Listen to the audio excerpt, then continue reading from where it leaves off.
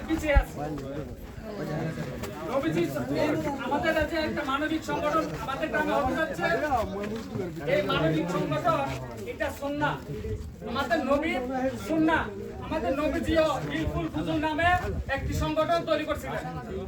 লক্ষ্য ছিল এটাই, আত্মমানবতার সেবা, আত্মমানবতার সেবা এবং ইসলামিক কাজকে এগিয়ে নেওয়া এবং অনিসলামিক কাজকে প্রতিরোধ করা। সমাজে যাতে ভালো কাজ থাকে, সমাজে যাতে নৈতিকতা থাকে, সমাজে যাতে অনিসলামিক কাজ বিরত হয় এবং ইসলামিক কাজ যেন এগিয়ে যায়। এই সমস্ত মানবিক কাজের, এই সমস্ত মানবিক সংগঠনের লক্ষ্য এটাই। এক্সাম্পল স্বরূপ, উদাহরণস্বরূপ, একটা গরিব মানুষ অসুস্থ হয়ে গেল, তার পাশে দাঁড়ানোর মধ্যে কেউ নাই। এই যে একটা সুন্দর সংগঠন হতে যাচ্ছে, একের বোঝা 10-এর লড়ি। আমরা একজনে যদি 100 টাকা করে দেয়, 1000 টাকা 10,000 টাকা 1 মিনিট হয়ে যাবে। ওই লোকের সাহায্যে সহযোগিতা হয়ে গেল। একটা গরিব মানুষের বিবাহ দিতে পারতেছে না, আমরা সবাই যদি সম্মিলিতভাবে সহযোগিতা করি, ওই গরিব লোকটার কি বিয়ে হয়ে গেল।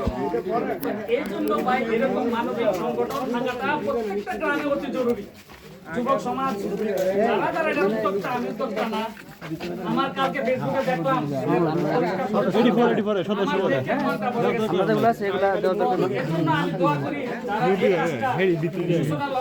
উদ্যোগ নিছে, এরকম একটা সুন্দর পদক্ষেপ নিছে, প্রত্যেকের জন্য আমি এবং এই কাজের সাথে আমার গ্রামের মুরব্বীদেরকে আমাদেরকে পাশে থাকার জন্য, যুবকদের পাশে থাকার জন্য, আমাদের উৎসাহ দেওয়ার জন্য, আমাদের উদ্দীপনা দেওয়ার জন্য আমি আমার গ্রামের মুরব্বীদের, যুবকদের, যুবক ভাইদের, তরুণদের সবার প্রতি উদাত্ত আহ্বান রেখে আমার বক্তব্য আমি শেষ করছি। আসসালামু আলাইকুম। এই সংক্ষিপ্ত বক্তব্য লেখা মিজান মামুর একটু দাঁড়া করা যাবে। আসলে গরমের কারণে বাইরে অতিরিক্ত গরম, সবাই দাঁড়াতে পারছে না, শর্টকাটে করলাম। আসলে আপনারা অনেকেই জানেন না, আমাদের এই হাম্পি গ্রামের ভিতরে আমি নিজে ওই মজলিসের শরীক ছিলাম। আমাদের বাংলাদেশের ভিতরে বিশ্ব ইজতেমা হয়, আপনারা জানেন তো।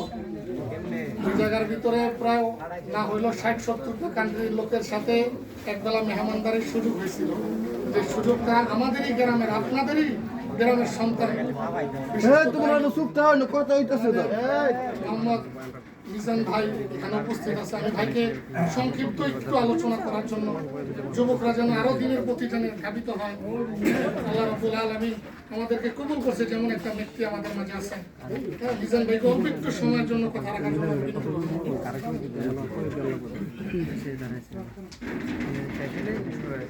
আসসালামু আলাইকুম ওয়া রাহমাতুল্লাহি ওয়া বারাকাতুহু।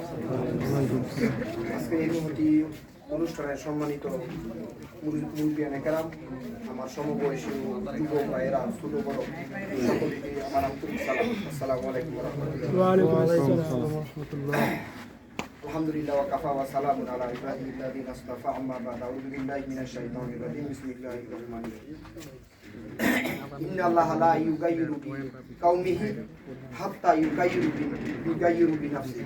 ক্বালা নবী সাল্লাল্লাহু আলাইহি ওয়াসাল্লাম, মান রাআ মুনকারান ফালিউগাইয়িরু বিয়াদিহি, ফাইল্লাম ইয়াস্তাতি ফাবিলিসানিহি, ফাইল্লাম ইয়াস্তাতি ফাবিকলবিহি, ওয়া যালিকা আযাবুল ঈমান। আও কামা ক্বালা নবী সাল্লাল্লাহু আলাইহি ওয়াসাল্লাম। আল্লাহ পাক সুবহানাহু ওয়া তাআলা এই আয়াতের ভিতরে একটা সমস্ত মানব সমাজকে লক্ষ্য করে একটা উপদেশ দিচ্ছেন, যে বলছেন যে আল্লাহ সুবহানাহু ওয়া তাআলা ততক্ষণ পর্যন্ত কোনো জাতির, কোন দেশের ভাগ্যের পরিবর্তন করেন না যতক্ষণ পর্যন্ত ওই ব্যক্তি নিজেই তার ভাগ্যের পরিবর্তনের চেষ্টা করে।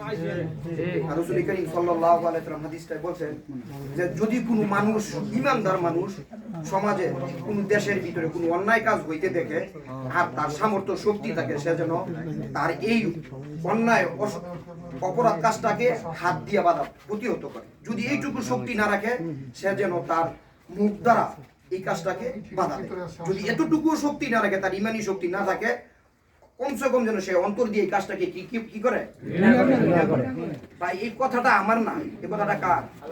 সাইয়্যিদুল আউয়ালিন ওয়া আখিরিন, জনাবে মুহাম্মদ সাল্লাল্লাহু আলাইহি ওয়াসাল্লামের কথা। যার কথার ভিতরে, যার ইয়ার ভিতরে আমাদের গোটা মানব জাতির জন্য হেদায়েতের এবং পথ প্রদর্শনের নমুনা আছে। উনি আমাদের জন্য কিয়ামত পর্যন্ত উসওয়া, পথ প্রদর্শক। যে কোনো ব্যক্তি ওনাকে অনুকরণ করবে, সে পথ পাবে। এই জন্য যে এই উদ্যোগটা নিছে, একটা মহৎ বড় একটা সুন্দর একটা উদ্যোগ।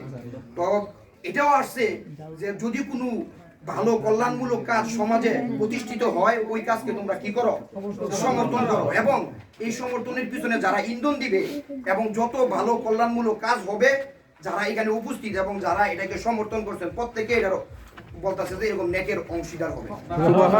অনুরূপভাবে যদি কেউ কোন দেশে, কোন সমাজে, কোন এলাকায় কোন অন্যায় কাজ হয়, আর যত লোক এই অন্যায়কে সমর্থন করবে, হ্যাঁ, ইন্ধন দিবে, যত খারাপ কাজ হবে, যারা এটারে সমর্থন করছেন প্রত্যক্ষভাবে হোক পরোক্ষভাবে হোক, প্রত্যেকে এটার মনে করেন যে যদি খারাপ কোনো হয়, এটা মনে করেন যে দায় বা আপনাকে আমাদের সবাইকে নিতে হবে। ভাই, আল্লাহ তাআলার হুকুম আমরা মাইনা আসছি, একটা বড় একটা হুকুম, একটা পবিত্র জুমার দিন। হ্যাঁ, জুমার দিন আমরা নামাজের পরে একটা মহতি উদ্যোগের ভিতরে আমরা সবাই উপস্থিত হয়েছি। তো ভাই, আল্লাহ তাআলার হুকুম একটু অল্প সময় আমরা মেহরবানি করে একটু শুনি।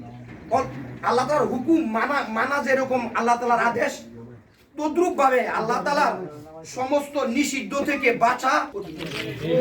ভাই, সমাজে আজকে আমরা দেখি অনেক সময় অনেকে বুঝতে হোক না বুঝতে হোক অন্যায়কে সমর্থন করে। কি করে? অন্যায়কে সমর্থন করে। কিন্তু ভাই, এই মহতি কাজের যে উদ্যোগ, অনেক